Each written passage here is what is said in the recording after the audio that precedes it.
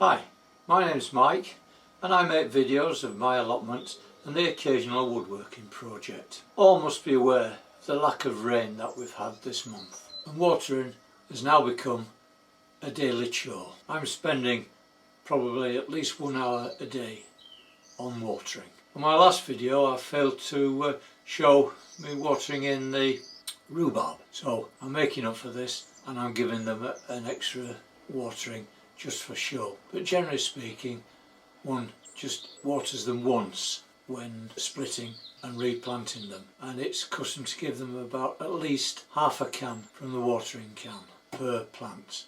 But from then on it's best to just leave them alone and let them get on with their own thing. Broad beans are doing quite well. They only received slight damage with the recent frost we've had, and I put a lot of it down to the protection I've given them, mainly being the frame and the enviro mesh. Just protects them from that cold wind.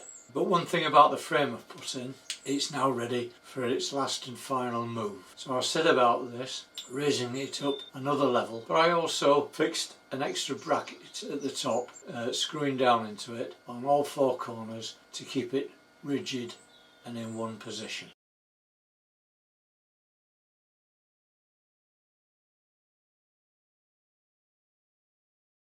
And again, giving them a drink.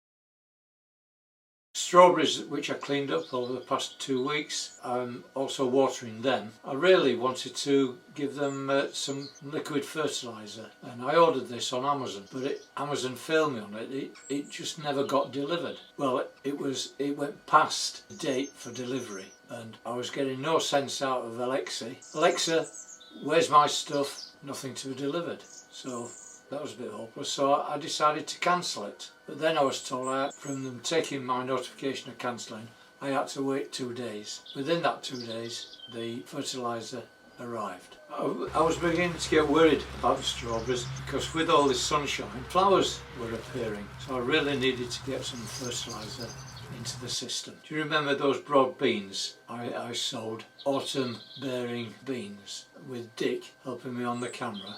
Well, they have now perked up above the ground. Sowing them 8 inches deep hasn't done them any harm. It's just made them come to the top a little bit later. I'm sure Dick will be interested to view these, but I haven't seen him around for a bit, so I'll keep my eye out and show him later on if I get the chance. I don't want to forget the Brassicas, given that those are watering as well with some limed water. They do like a bit of lime in the water. I've got 2 more beds of strawberries, and they're in the side beds on the annex plot. I've cleaned those out of dead leaves and dross and weeds and all the rest of the stuff that blows in, and given them a watering, and they're looking quite healthy as well. Having taken delivery of that compost last week, it is now time to start spreading the compost on the bed. Now, I've never used this compost before. Normally I use 3-year-old horse manure, but that source dried up for me last year, and all I've had available so far has been fresh horse manure, which I can't use. I've got some 1-year-old horse manure here in bags, but it's started to sprout out. The seeds that the horses eat, the process of eating the hay and the grass, they pass through and they come out and they're now sprouting. What one has to do is really compost it, and it takes about 3 years to clear it so that it's usable. So I decided to use this compost.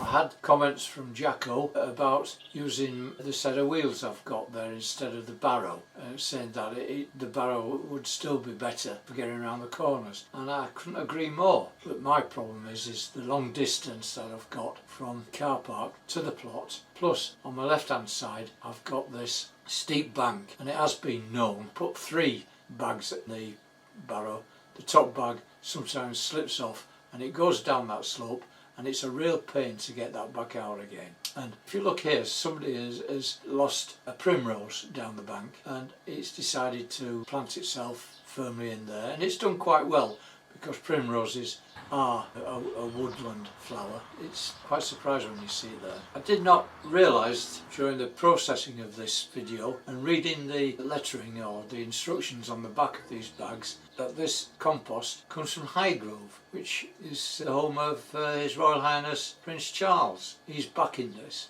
I just think that it's a bit expensive. But on second thoughts, I bought a bag of compost from my wife's baskets the other day, and that came to £5.80 for 50 litres.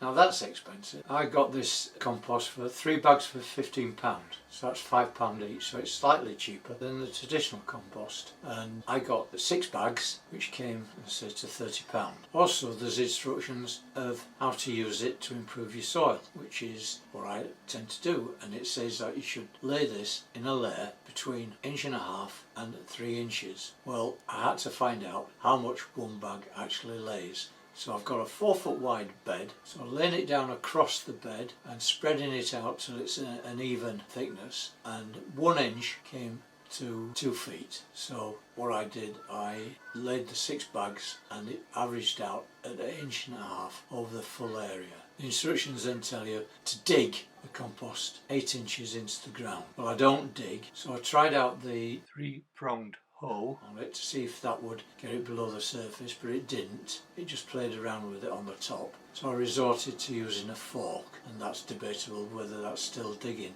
Probably still is, but I managed to get the manure mixed with the top 8 inches relatively easy, and then finished it off with a 3-pronged hoe, which I thought worked, and I'm quite pleased with the result.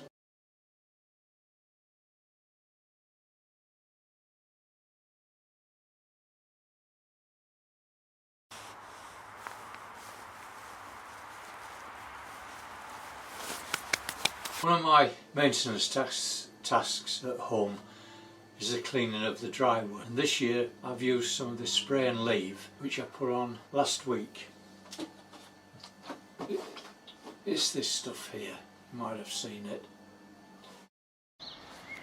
You've got to wait a bit, and it gets rid of the moss and mould growth on it, plus the odd oil patch and stain. And that left it for a week, and this week my grandson volunteered to jet spray it for us. We brought the power washer out and he went over it, and I think he's done quite well. And you can see there in the corner some paving slabs that are stacked up against the brick wall, and these were gifted to me by a neighbour who was having alterations to the garden.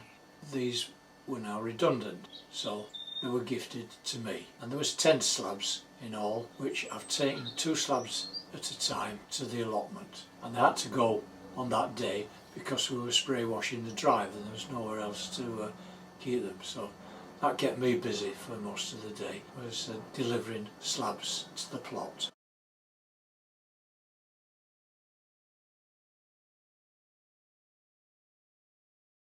Strawberry fertiliser arrived and started reading the instructions, and again it was 1 capful into 1 litre of water, and the can I've got takes 2 litres up to the first line from the rim going down.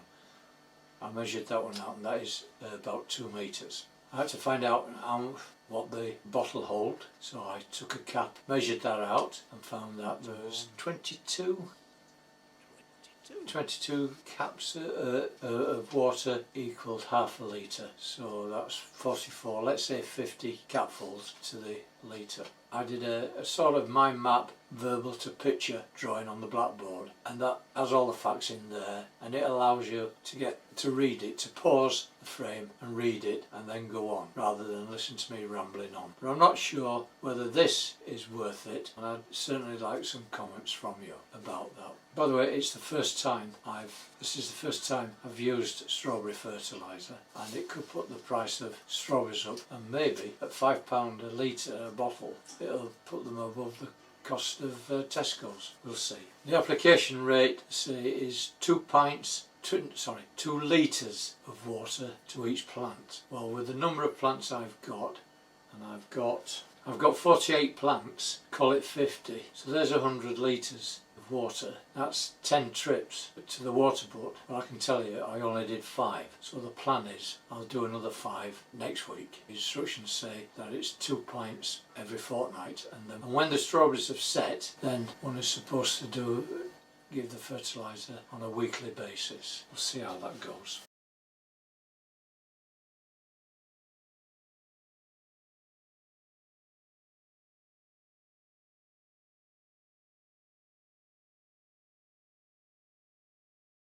I got the visit from Dick. That's quite self-explanatory. He was quite impressed. He may even think about putting them in himself. I don't think it's too late to sow these late harvesting beans. In recording I had to do some jiggery-pokery with the sound because the wind was quite violent, so we had to wait till we got a lull and then I could get the sound to come through, dub it. Hey Dick, hello. Glad to see you. I've got something to show you. You remember those broad beans? Yeah.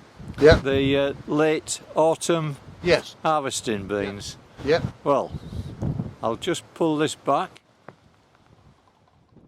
Show you what we've got.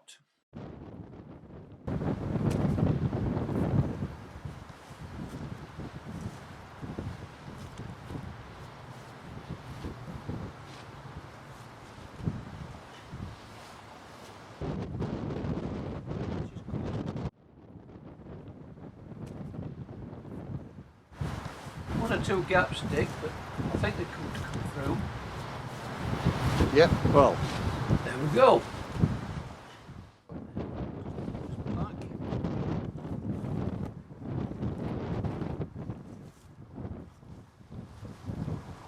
Interesting to see what they crop like. And the wind has been of a particular problem in the polytunnel, and the constant buffeting that the wrap protection and the enviro frames that I've fixed have worked loose. So that is a job that's got to be revisited, which I will do next week, which brings me then to say thank you for watching.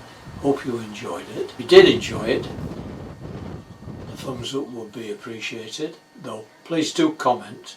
I'd like to hear your comments about the fertiliser and about the Farmyard compost, what you think about that. And if you've not already done so, please subscribe, and to get further notifications about further uploads, please press the bell icon.